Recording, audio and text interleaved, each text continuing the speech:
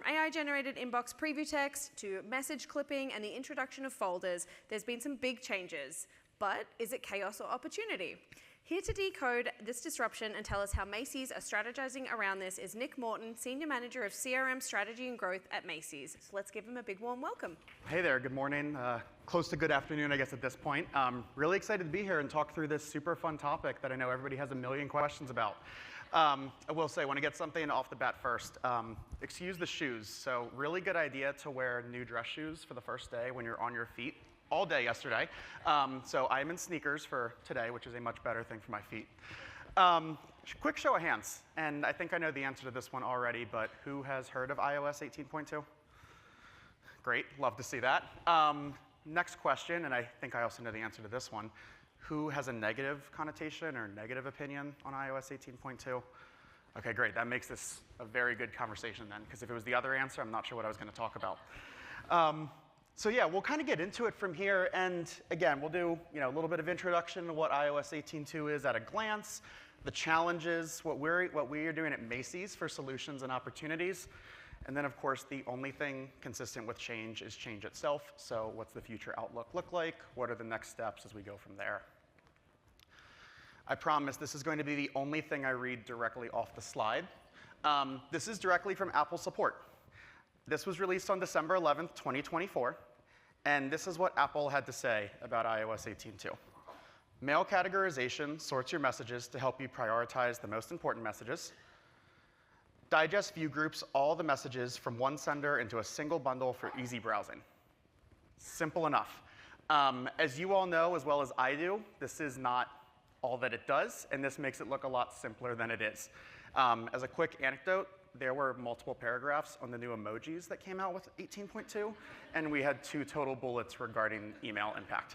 So we can see where everybody's head's at with this. That's what Apple had to say. This is what everyone else has had to say since then. And there's nothing good, right? And this is a bunch of screenshots, but I could have gone for pages and pages and pages on what people are saying about iOS. There's 2 that I do want to highlight, though, right? So the one in the top left, Apple's iOS changes are wreaking havoc on email deliverability. Here's how to respond, very much from a marketer's perspective. I also then want to go to that bottom right section.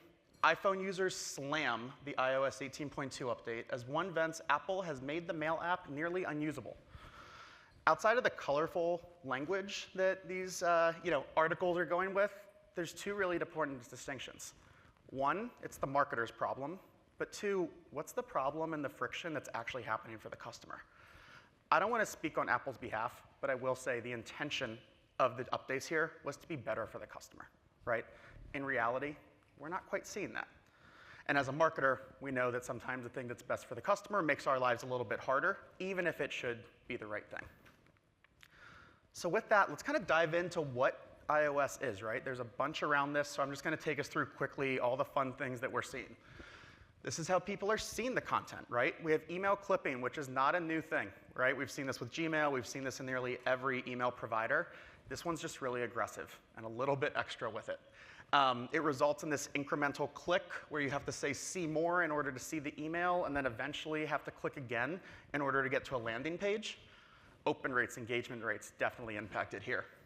The other one on the right is this grouped by sender, which is really what Apple was pointing out in their one bullet point, and it does not do it justice, I will say. As you can see, this is my personal inbox on these super fun iPhones that I made. But as you can see, it's a decent customer experience on the left where you're not seeing Macy's 5 times, right? And the focus here is it's a good thing for the customer, right? The marketer, there's another story here, right? But for the customer, it's a decent view because you only see it once. The biggest issue is when you get to the right, and it shows you every single email that you have ever seen from this company or this brand, and they are stacked from oldest to newest. What that shows is you have to go through every single email from this brand that you have not opened and see everything you missed out on. For a brand like Macy's, and I'm sure for many of you, there's a lot of promotions. There's a busy marketing calendar. A little bit of a tough experience when there's a flash sale that you missed 3 weeks ago, and you are seeing flash sale today only, and it doesn't quite apply anymore. The other piece here is the impact of AI integration into our inboxes. And I am not going to speak on AI because I think everybody's done a much better job on that than me so far. But with that, There's two pieces of AI. The one, not very surprising, inbox categorization. We've seen this with Gmail. We've seen these with other places as well. The funky thing here is it's AI, right? Apple's not releasing what they're doing or why. So I can say that, in theory, all of our Macy's promo emails should go into the promotions tab. All of the transactions and order confirmation, delivery confirmation should go in the transactions. 90% of the time, I'd say that's right. The AI is still a work in progress. There are times where they end up in the wrong folder, in your primary, in your promotions.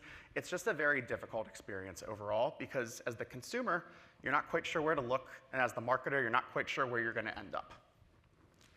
The other one that's super fun, and I'm sure the creative people in the room have opinions on this one, is the pre-header. No longer are we really in charge of what that pre-header says. In the past, it's been a really important place for Macy's, as I'm sure it has been for you all as well, on getting a little bit extra information into that subject line, into that area to drive the open. This is now an AI-generated preview that we don't control. Apple is going through and essentially saying, this is what you need to know. So there's two pieces there, right? I'm sure the creative teams are a little upset because they made this great pre-header, and it goes away for however many people are using Apple Mail. But then also, we're kind of at the mercy of what this AI says in terms of what they're going to put in the pre-header. And it may or may not be what we actually want to see. One more slide on this one, right, of kind of what we're seeing in the landscape. Apple's not the only one doing this, right? This is the big one. Obviously, it's that operating system. We're seeing more and more AI testing happening with every other provider as well. AOL, Yahoo. Personally, I am not an AOL user, so I'm glad somebody else on the team was, so I could pull from their inbox. But they are pulling all of the offers up above, right? Again, AI, they're determining how it gets there. Gmail always has kind of had, or not always, but for years now, has had that inbox categorization. They're now doing top picks. And I will say the top picks is really confusing for me because most of the time, that top pick is something that's old and antiquated and no longer live. If I did not know our internal marketing calendar, I would have thought I was getting a great deal on shoes today based off the top picks, and that sale ended a week ago. So this is a really hard one as the landscape starts to change and we have to adapt with it. That's all good and great. What do we actually do, right? All of this is good, and it's good to know what's happening, but we're all facing the same challenges. And the best thing about this is it's a clean slate for everyone here. We are all facing the same challenges as marketing and as retailers. And there's 4 big pieces that I've kind of seen as the way that we want to tackle this. The first one being put the customer first. This is obvious, and I think everybody in this room says, my goal is to put the customer first. Whether that happens every day or not is always up for debate, but this is really, really important. And the biggest reason is we're trying to find the customer where they are. They're just as frustrated with some of these updates. How do we bridge the gap and find them? The second one being the importance of mobile messaging. One of the great things about email, as you all know, is being able to convey your brand voice at any given time, more so than some of the paid media channels can do.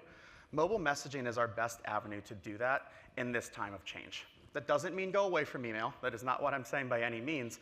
But in the meantime, how can we lean into mobile a little bit more?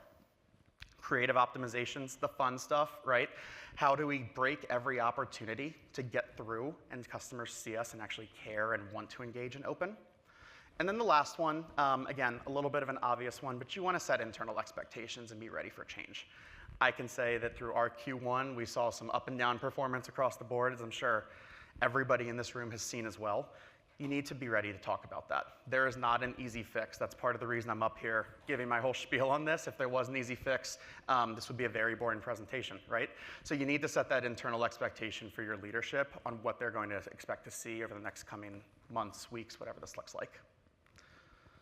So we'll start with the first one. Like I said, customers are just as frustrated as us. There's 3 pieces to this that we need to work on: deployment, frequency, messaging. With the new inbox, customers are being notified less and less. With that, we need to make sure that deployment time is as good as it can be because we want to ensure that we're meeting the customer where they are. We've talked about send time optimization for what seems like years. We've talked about deployment times being important. It's just elevated once again in this situation as we need to make sure that we're getting there, right? And we're meeting that customer when they're in their email as they're not going to be notified. On the flip side of that, it goes hand in hand with frequency. I know, and I will speak on behalf of many people in the room here, I'm sure, We have sent more and more and more, and sometimes it gets a little out of control, but we're trying to drive results. Part of the sending more in the past was, sure, you drove some fatigue, sure, you drove some unsubscriptions, but outside of that, you were able to drive the immediate sales, so it made sense to send more. I'll argue that's no longer the case and no longer the right way to do it. You want to send less because of the way that you have to scroll through. You want to minimize some of that noise that customers don't need to see and cause future frustration with both the mail app and then also your brand. They don't necessarily know that Apple is the reason that they're seeing old emails, right? They just see all of the stuff that we have sent you that they haven't opened. So these two go hand in hand, and sending less, sending at the right time. And then the last one is messaging, right? Emails are clipped at really, really high rates. Subject lines and that main banner, extremely important to get customers to make that incremental see more click. They're having to drive essentially 2 clicks in order for it to register and get them to site. How can you make this as enticing as possible? Moving into mobile messaging, right? Like we said, this is your way to keep an active relationship with them. It's not just about the sales performance you want to see. It's also about seeing how you can keep that brand voice and that customer relationship together. Personalization, name of the game. I wish I could get this in here, but we've really gotten into the last couple weeks of integrating Studio more and more into our mobile messaging. We're using stuff that we've done in email for years and starting to put it into the app, starting to put it into our push messages to really ensure that personalization is there and relevant, because we're not the only brand that's leaning into mobile messaging more. So now you have to compete against others more and more as well. So personalization will always be a big key driver. The other one is marketability. Email is a much older channel, as everyone here knows. I am sure, and I would actually be shocked if anybody in the room has a larger mobile audience than they have an email audience. I'm not saying that you're all of a sudden going to get your mobile audience as big as your email, but it's really important to get there, right? However that is, if that's through SMS, if that's in push, if that's in using the integrated app messaging that you have within the app, how can you use that more and more and drive that marketability so you can keep that relationship up, but also help your short-term performance as using a CRM channel to kind of drive that. Now some fun, pretty pictures, right? Creative, the fun stuff again. There's a couple things that want to make your email as noticeable as possible. So on the left, updating your brand logo. And I can see the team at Macy's in the audience. I know they went back and forth with Apple numerous times, as this is new to them as well. But how can you get your brand's logo to stand out in this crowded inbox? You'll see my personal inbox here. Any retailer automatically gets this yellow shopping bag. I know I do not associate a yellow shopping bag with Macy's. I also do not associate a yellow shopping bag with the PGA Superstore. I'd love to see a golf ball because I need to spend more money there. You know, my girlfriend might feel differently about that one. But how can you stand out, right, in this sea of noise? The other one is maximizing that available real estate. As we see less and less of that top message being shown, we need to ensure that our main banner is as relevant as possible. And sometimes that means changing past practices to account for that. Maybe try different things with your top navigation bar. Maybe try GIFs. Maybe try something else that's out there to really make that top part of the real estate really enticing so customers know to click see more and continue to get into the email. The other piece of this is be diverse. It doesn't mean that every email needs to look the exact same. Sometimes you can have the header, sometimes you can have a top nav. You can use multiple different things. It's different for every brand and every company here, as I'm sure, but this is something that we've been doing at Macy's a lot, is iterating and continue to test on how we can stand out as much as possible. As I kind of alluded, the past practices may not always work. Performance is going to take time to rebound and improve as our program adapts. I will say for Macy's, we're seeing some email decreases and at the same time some mobile increases. It's not really a bad thing, right? We're marketers, and of course we're email marketers first, but we're just as much mobile messaging marketers as well. So if you see some of these changes, that's okay, and this is where it's really talking to your leadership and making sure that you're setting those expectations, that we are looking at this as a total CRM. No longer do we want to say email is doing X and mobile messaging is doing Y. It's what are we doing as a broader team to drive performance and drive that customer relationship. There are things that we cannot control. Look, if I could turn off iOS 18.2 tomorrow, I'm sure I would, as many of you would as well. It's not possible. It doesn't mean that it's going to be this way forever, but it's going to take time to adapt, and we have to level set that expectation with your leadership on that timing. At the same time, mobile is a great channel. right? Need to lean into it more. And like I said, as I turn these slides into over the past couple weeks, we're using a lot more with Studio in mobile because we're trying to break through and stand out. And all of the very cool things that we've done in email, we're seeing the great results in mobile as well. So really lean into this channel and continue to see those increases. But the biggest piece of advice I could give here is talk about them in conjunction. Don't say email's down, mobile's up. Talk about how your demand channels as a whole are doing, right? And I think that's the most important piece here as you communicate that with leadership. At the end here, right, like I said, the only constant thing with change is change. The environment is always going to be changing, and our strategies need to adapt with that as well. At the time of this, iOS 18.5 came out on May 12th. Evidently, it's a little bit easier for customers to personalize some of those settings. It does not mean that every customer is going to do so. We almost have to treat this like 18.2 is here to stay, especially thinking of some of your consumers that are shopping. They may not be the most tech savvy, right? So you can't assume that everything you know, they know as well. So you have to pretend, or you have to believe that everybody is going to have a tough experience so that you can account and strategize for that.